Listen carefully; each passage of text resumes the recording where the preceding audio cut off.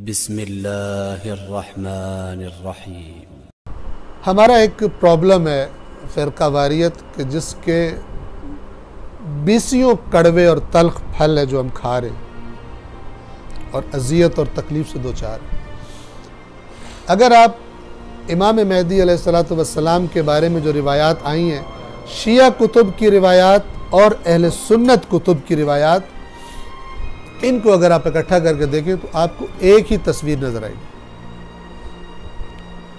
एक ही किस्म की रिवायात नजर आएंगी। आप इमाम का तशरीफ लाना और उसके बाद दुनिया में हुकूमत कायम करना, एक किस्म की रिवायत नजर आएगी। लेकिन एक मसले में इख्तलाफ है और वो इख्तलाफ बाकी तमाम चीज़ों पे छाया हुआ। ये हमारा हुनर है। ये हमने हुनर पता नहीं कहाँ से सीखा है, हमें सिखाया गया कि हम इख्तलाफ की बात को लेकर उस पर लड़ने के एक्सपर्ट हो गए और बीसियों सैकड़ों मुश्तरक और कॉमन बातों को छोड़ देते। ये हमारा यानी क्या कहें उसको, एक किस्म का मिजाज बन गया, फितरत सानी बन गई।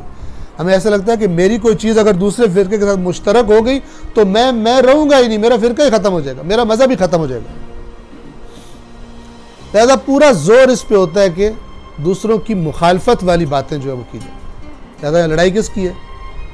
इमाम पैदा हो चुके हैं, हम कहते हैं इमाम की विलादत हो चुकी है, और उनके यहाँ क्या है कि इमाम मेहदी अलैहिस्सलाम की विलादत होनी है।